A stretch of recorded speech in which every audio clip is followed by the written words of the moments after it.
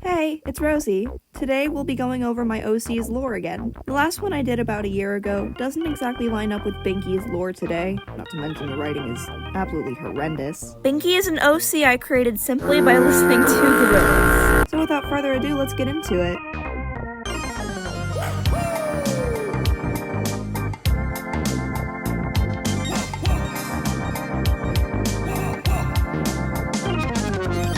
For anyone new here, since we've gained a lot of subscribers since I last posted that video, Binky is an OC that I made back in 2024 when I was listening to Feel Good Inc. by Gorillaz. I'd also like to mention that Binky is an OC ex-canon OC and she is shipped with Annie from Hazy River. No, this is not canon, this is all done for fun. Binky grew up in a small household with her mom, Clarissa. Her dad was out of the picture for most of her life. Outraged from her husband leaving her after their daughter was born, she took it out on Binky, causing her to become sensitive to loud noises in her adult years.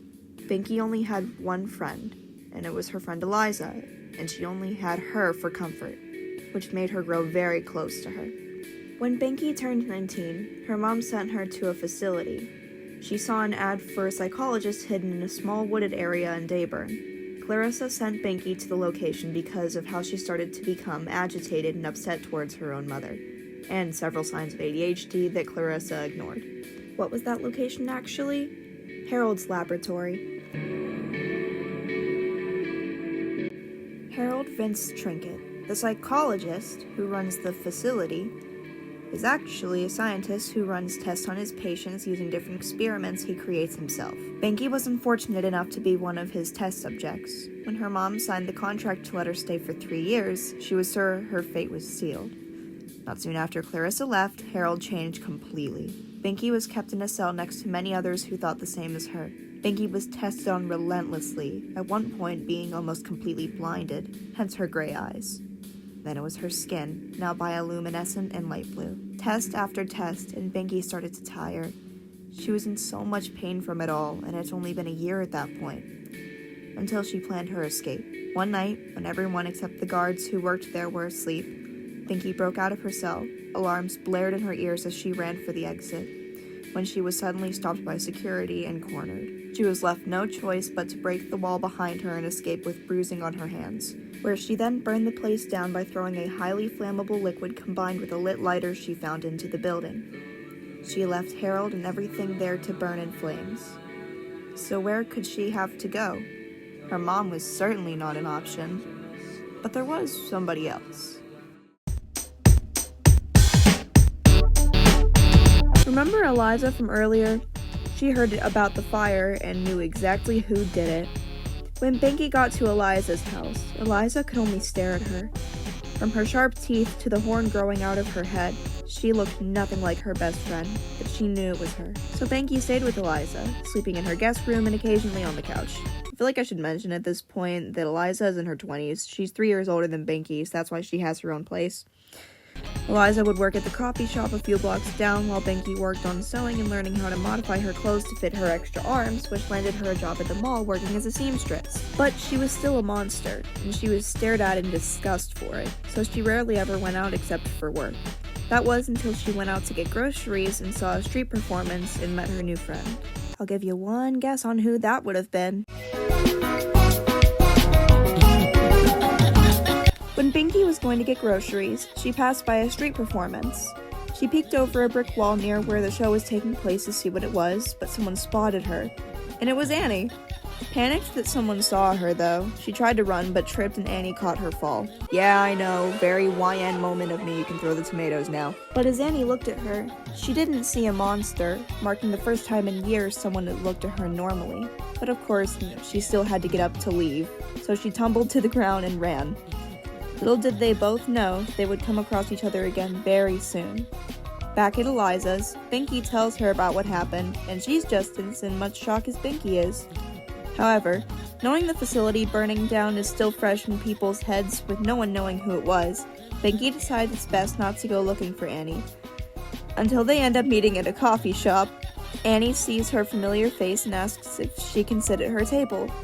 She says yes, and they start to get to know each other. They exchange numbers and continue talking from there. But Eliza, knowing Binky for so long, starts to get jealous. After being her only friend for so long, she couldn't help but feel that way. Time passes, and soon enough it's October, and Binky gets invited to Annie's Halloween party, and Eliza is fed up with those two by now. All Binky has done for the past month is mention Annie in every conversation. So when she got invited to go, Eliza wanted to go too. So they both went to the party, where Annie asked out Binky to a park date. Fun fact, Binky was the one that fell for Annie first, but she took her time to get to know her more. So fast forward to the day Binky's supposed to meet up with Annie, but Eliza is petty as usual, ranting to Binky about how she thinks this is a bad idea, that she's her friend and not Annie's. She's basically just saying she wants her to herself. Binky obviously is not going to listen to all this BS. Goes anyway, they confess their feelings to each other, and they live happily ever after. Right?